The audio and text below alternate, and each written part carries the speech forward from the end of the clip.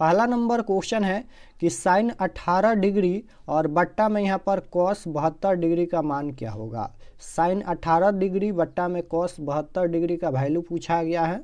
तो इसको हम लोग फार्मूला से चेंज करेंगे, लिखेंगे यहाँ पर sine 90 degree minus theta, 90 degree minus theta का जगह पर 18 डिग्री दिया गया है और बट्टा में यहाँ पर कॉस 72 है तो कॉस 72 हम लोग रहने देते हैं। ऊपर में देखिएगा यहाँ पर तो साइन 90 डिग्री माइनस थीटा बराबर फार्मूला होता है कॉस थीटा। तो यहाँ पर ये हो जाएगा कॉस 90 में से 18 घटाएंगे तो 72 डिग्री हो जाएगा और नीचे में भी कॉस 72 है तो यहाँ पर ये कॉस 72 डिग्री हो जाएगा। तो कट के इसका आंसर कितना आएगा 1 आएगा। तो right answer option number B में दिया गया है। ऑप्शन नंबर बी बिल्कुल राइट आंसर होगा। अगर इस तरह से क्वेश्चन रहता है बट्टा में तो हमेशा इसका आंसर 1 होता है और माइनस में रहता है तो इसका आंसर 0 होता है। तो राइट आंसर बी हो जाएगा, 1 इसका करेक्ट आंसर होगा। क्वेश्चन नंबर 2 की ओर चलते हैं। 2 नंबर क्वेश्चन देखिएगा, यहाँ पर पूछा गया है कि 2 या 2 से अधिक अभाज्य संख्याओं का मौसा क्या होगा। 2 या 2 से अधिक अभाज्य संख्याओं का मौसा यानी HCF पूछा गया है। तो याद रखिएगा 2 या 2 से अधिक अभाज्य संख्याओं का मौसा हमेशा 1 के बराबर होता है। तो right answer option number A में दिया गया है। Option number A right answer हो जाएगा। 2 या 2 से अधिक अभाज्य संख्याओं का मौसा हमेशा 1 होता है। तो राइट आंसर ए हो जाएगा। क्वेश्चन नंबर 3 देखिएगा, यहाँ पर पूछा गया है 3 नंबर क्वेश्चन है कि रूट 2 है 1। बताना है कि रूट 2 कौन सी संख्या है। रूट 2 कौन सी संख्या है। तो रूट 2 का वर्गमूल पूर्ण रूप से नहीं निकलेगा तो यह एक अपरिमेय संख्या है, यानी इसे हम लोग p/q के रूप में नहीं लिख सकते हैं। तो यह एक अपरिमेय संख्या है। तो right answer option number B हो जाएगा, यह एक अपरिमेय संख्या है। परिमेय संख्या को हम लोग p/q के रूप में लिख सकते हैं। जैसे यहाँ पर रूट 16 हो गया तो रूट 16 का वर्गमूल 4 हो जाएगा, ये रूट से बाहर हो जाएगा तो इसे p/q के रूप में हम लोग लिख सकते हैं। तो यह एक परिमेय संख्या है। लेकिन रूट 2 का वर्गमूल पूर्ण रूप से नहीं निकलेगा तो यह एक अपरिमेय संख्या है। राइट आंसर बी हो जाएगा। क्वेश्चन नंबर 4 की ओर चलते हैं। 4 नंबर क्वेश्चन देखिएगा, यहाँ पर पूछा गया है कि निम्न में कौन सा परिमेय है। यहाँ पर परिमेय संख्या पूछा गया है। निम्न में कौन परिमेय संख्या है। तो पाई यहाँ पर है, पाई हमेशा अपरिमेय संख्या होता है। रूट 7 है, रूट 7 का वर्गमूल पूर्ण रूप से नहीं निकलेगा तो ये रूट में रह जाएगा और जो संख्या रूट में रह जाता है वह एक अपरिमेय संख्या होता है। तो यहाँ पर रूट 7 एक अपरिमेय संख्या है। यहाँ पर देखिएगा तो रूट 16/25 है। तो 16 का वर्गमूल कितना होता है 4 होता है और 25 का 5 होता है। तो ये रूट से बाहर हो जाएगा तो इसे p/q के रूप में लिखा जा सकता है, इसलिए यह एक परिमेय संख्या है। तो right answer option number C हो जाएगा। रूट 16/25 एक परिमेय संख्या है। Option number C right answer. Question number 5 की ओर चलते हैं। 5 नंबर क्वेश्चन देखिएगा, यहाँ पर पूछा गया है कि निम्नलिखित में कौन अभाज्य संख्या है। निम्नलिखित में कौन अभाज्य संख्या है। तो अभाज्य संख्या किसे कहते हैं। तो जो संख्या 1 से कटता है और अपने आप से कटता है उसे हम लोग अभाज्य संख्या कहते हैं। तो यहाँ पर 11 देखिएगा, 11 सिर्फ 1 से कटेगा और सिर्फ 11 से कटेगा तो 11 यहाँ पर अभाज्य संख्या है। Right answer option number D हो जाएगा। जो संख्या सिर्फ 1 से कटता है और अपने आप से कटता है वो अभाज्य संख्या होता है। तो 11 यहाँ पर 1 से कटेगा और सिर्फ 11 से कटेगा, इसलिए 11 एक अभाज्य संख्या है। राइट आंसर डी हो जाएगा। क्वेश्चन नंबर 6 यहाँ पर पूछा गया है। 6 नंबर क्वेश्चन देखिएगा तो यहाँ पर है कि सेक स्क्वायर 45 डिग्री माइनस 2 बराबर क्या होगा। सेक स्क्वायर 45 डिग्री माइनस 2 बराबर क्या होगा। तो सेक 45 डिग्री का मान कितना होता है। सेक 45 डिग्री का मान कितना होता है। तो कॉस 45 डिग्री का मान 1/√2 होता है। तो सेक 45 डिग्री का मान केवल √2 होगा। स्क्वायर है तो स्क्वायर करेंगे और यहाँ पर -2 है तो -2 हो जाएगा। अब यहाँ पर देखिएगा √2 का स्क्वायर करेंगे तो ये 2 हो जाएगा और -2, 2 में से 2 घटाएंगे तो 0 होगा। ऑप्शन नंबर बी में दिया गया है। Right answer option number B हो जाएगा। क्वेश्चन नंबर 7 की ओर चलते हैं। 7 नंबर क्वेश्चन देखिएगा यहाँ पर पूछा गया है। 7 नंबर क्वेश्चन है कि 1 प्लस कॉट स्क्वायर थीटा बराबर क्या होगा। 1 प्लस कॉट स्क्वायर थीटा बराबर क्या होगा, ये फार्मूला ही पूछा गया है। तो याद रखिएगा 1 प्लस कॉट स्क्वायर थीटा बराबर कोसेक स्क्वायर थीटा होता है। Right answer option number C हो जाएगा। ये फार्मूला ही पूछा गया है। 1 प्लस कॉट स्क्वायर थीटा का मान क्या होगा, तो cosec square theta. Right answer C होगा। क्वेश्चन नंबर 8 यहाँ पर पूछा गया है। 8 नंबर क्वेश्चन है कि निम्नलिखित में कौन केंद्रीय प्रवृत्ति की माप नहीं है।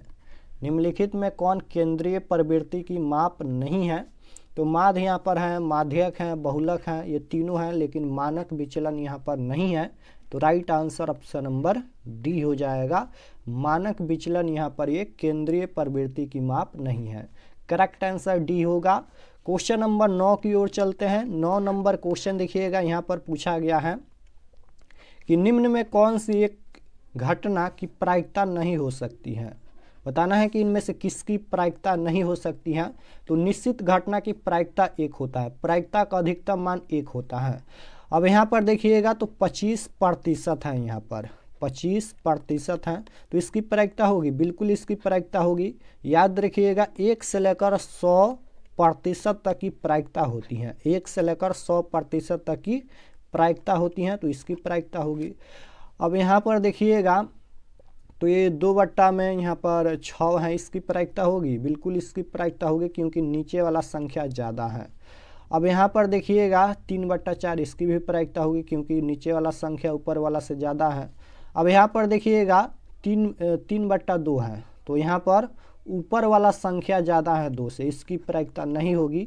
इसलिए right answer option number D हो जाएगा। 3/2 की प्रायिकता नहीं होगी। जब ऊपर वाला संख्या नीचे वाला संख्या से ज़्यादा हो जाएगा तो इसकी प्रायिकता नहीं होती है। यानी यहाँ पर देखिएगा यहाँ पर 3/2 है, तो 3/2 है, यानी यहाँ पर 3 में 2 से भाग देना है। तो यहाँ पर ये 2 एकम 2 हो जाएगा और यहाँ पर 1 हो जाएगा, ये तो दशमलव में आ जाएगा, यानी 1 से ज़्यादा आ जाएगा, तो इसकी प्रायिकता नहीं हो सकती है। इसलिए राइट आंसर डी हो जाएगा। क्वेश्चन नंबर 10 यहाँ पर पूछा गया है कि निश्चित घटना की प्रायिकता होती है। तो अभी हम बताए हैं कि निश्चित घटना की प्रायिकता 1 होती है। Right answer option number C हो जाएगा। निश्चित घटना की प्रायिकता 1 होती है और असंभव घटना की प्रायिकता 0 होता है, यानी जो घटना घटने वाला नहीं है उसकी प्रायिकता 0 होती है। तो राइट आंसर सी हो जाएगा। क्वेश्चन नंबर 11 यहाँ पर देखिएगा पूछा गया है, यदि समीकरण 3x - y = 5 और 6x - 2y = के कोई हल ना हो तो। यहाँ पर के का वैल्यू बताना है, कोई हल नहीं है, कोई हल नहीं है। यहाँ पर ये 2 रैखिक समीकरण दिया गया है, इसका कोई हल नहीं है, तो के का वैल्यू बताना है। तो फार्मूला आपको याद होना चाहिए। अगर कोई हल नहीं है तो कौन सा फार्मूला लगेगा, तो जब a1 बट्टा a2 बराबर नहीं होता है, a1 बट्टा a2 बराबर होता है b1 बट्टा b2 के।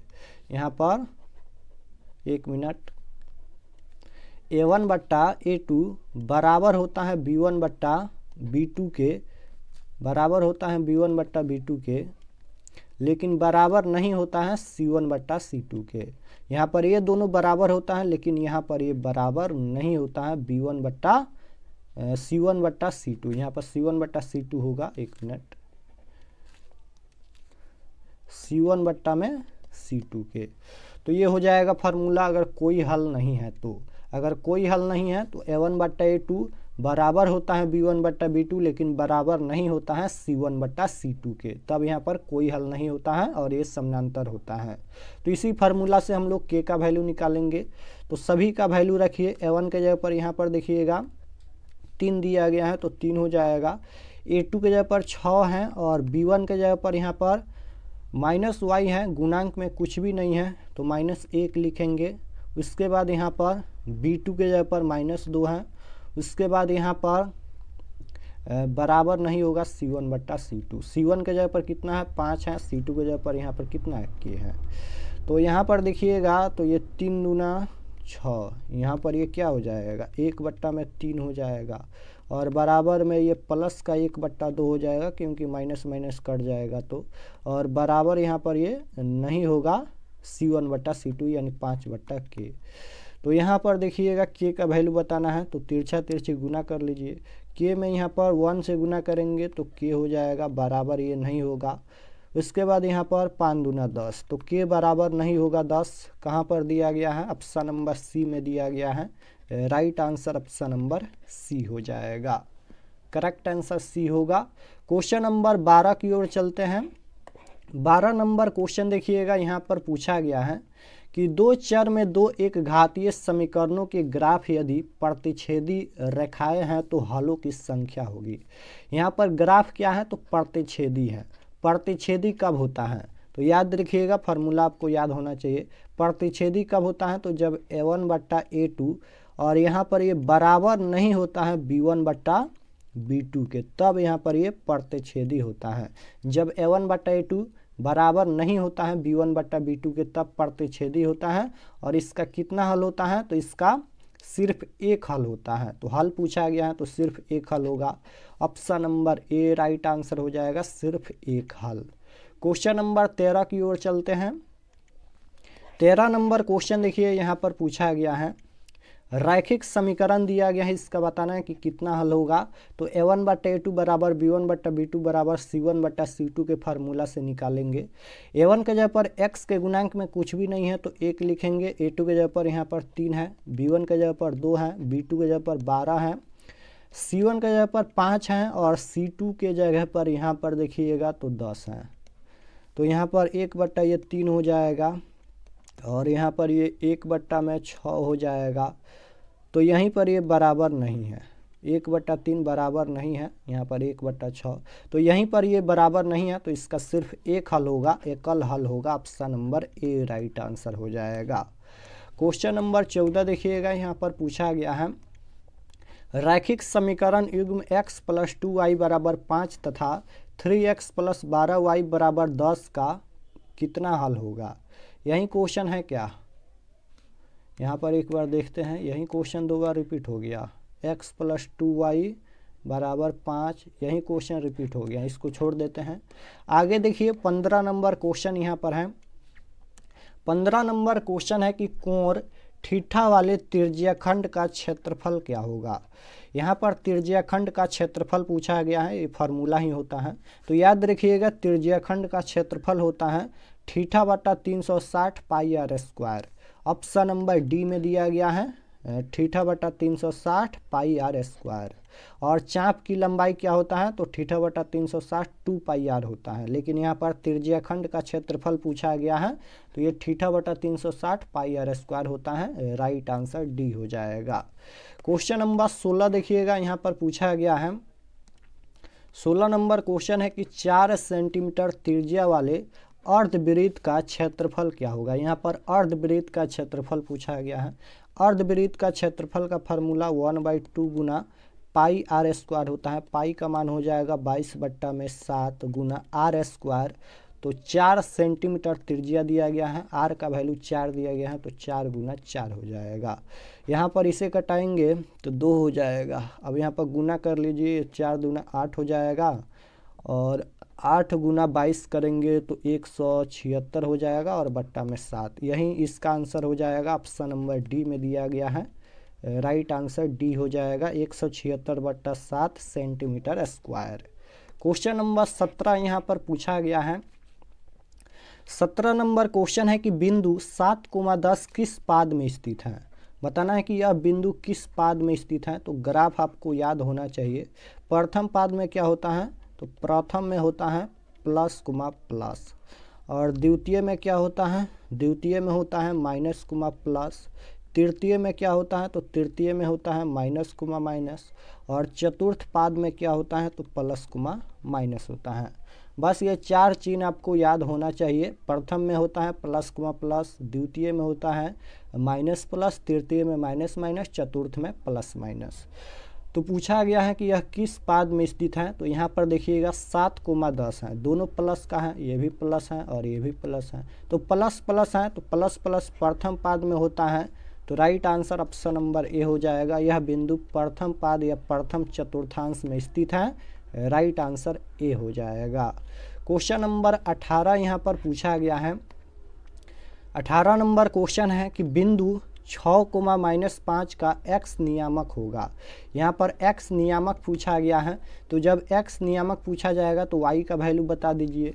यहाँ पर ये x होता है और ये y होता है, तो यहाँ पर x नियामक पूछा गया है तो y का वैल्यू बता दीजिए, -5 है, तो -5 इसका आंसर हो जाएगा। Option number B right answer. Question number 19 देखिएगा, यहाँ पर पूछा गया है कि बिंदु 6,-5 का भुज क्या होगा। भुज पूछा गया है। ये पहला x अक्ष के नियामक होता है, दूसरा यहाँ पर y अक्ष के नियामक होता है। तो पहला जो होता है उसे हम लोग भुज बोलते हैं, पहला जो होता है उसे हम लोग भुज बोलते हैं, और दूसरा जो होता है उसे हम लोग कोटि बोलते हैं। दूसरा कोटि होता है, यानी पहला भुज होता है, दूसरा कोटि होता है। तो भुज का मान 6 दिया गया है, कोटि का मान -5 दिया गया है। तो यहाँ पर भुज पूछा गया है, तो भुज का मान कितना है, 6 है, तो 6 ऑप्शन नंबर ए में दिया गया है। राइट आंसर ए हो जाएगा। क्वेश्चन नंबर 20 यहाँ पर पूछा गया है। 20 नंबर क्वेश्चन है कि मूल बिंदु से बिंदु आर में यहाँ पर -x, y की दूरी क्या होगी। यहाँ पर दूरी पूछा गया है, तो मूल बिंदु का फार्मूला होता है, मूल बिंदु से दूरी का फार्मूला होता है √x² प्लस में y² होता है। तो यहाँ पर हो जाएगा √x के जगह पर कितना है, x के जगह पर -x है, तो -x का स्क्वायर करेंगे तो ये प्लस का x² हो जाएगा और y का स्क्वायर y²। तो यही इसका आंसर होगा प्लस में। ऑप्शन नंबर ए में दिया गया है √x² plus y²। Option number A right answer हो जाएगा। क्वेश्चन नंबर यहाँ पर 21 नंबर देखिए पूछा गया है कि बिंदुओं 9,3 और 15,11 के बीच की दूरी है। यहाँ पर बीच का दूरी पूछा गया है, तो दूरी सूत्र का फार्मूला होता है √x2 - x1 के होल स्क्वायर प्लस में होता है y2 - y1 का होल स्क्वायर। ये दूरी सूत्र का फार्मूला होता है। तो यहाँ पर √x2 के जगह पर देखिएगा, x2 के जगह पर 15 है, तो ये 15 हो जाएगा, माइनस x1 के जगह पर कितना है, तो x1 के जगह पर 9 है, 9 होल स्क्वायर करेंगे, और प्लस y2 के जगह पर 11 है, 11 - 3 का होल स्क्वायर। तो यहाँ पर देखिएगा, तो 15 में से 9 घटाएंगे तो 6 बचेगा, तो 6 का स्क्वायर प्लस यहाँ पर 11 में से यहाँ पर 3 घटाएंगे तो कितना बचेगा, 8 बचेगा, 8 का होल स्क्वायर। √6 का स्क्वायर हो जाएगा 36 प्लस 8 का स्क्वायर हो जाएगा 64। 8 का स्क्वायर कितना हो जाएगा, 64 हो जाएगा। तो यहाँ पर लिखेंगे 64, तो यहाँ पर जोड़ेंगे तो कितना होगा, तो 64 और 36 हो जाएगा 100 हो जाएगा। और 100 का वर्गमूल कितना होता है, 10 होता है। तो इसका आंसर 10 ऑप्शन नंबर बी में दिया गया है। राइट आंसर बी हो जाएगा। क्वेश्चन नंबर 22 की ओर चलते हैं। 22 नंबर क्वेश्चन देखिएगा, यहाँ पर पूछा गया है कि निम्न में से किस द्विघात बहुपद के शून्यकों का योग -3 तथा गुणनफल 2 है। निम्न में से किस द्विघात बहुपद के शून्यकों का योग -3 तथा गुणनफल 2 है। यानी यहाँ पर शून्यकों का योग अल्फ़ा प्लस बीटा होता है, अल्फ़ा प्लस बीटा का वैल्यू -3 दिया गया है।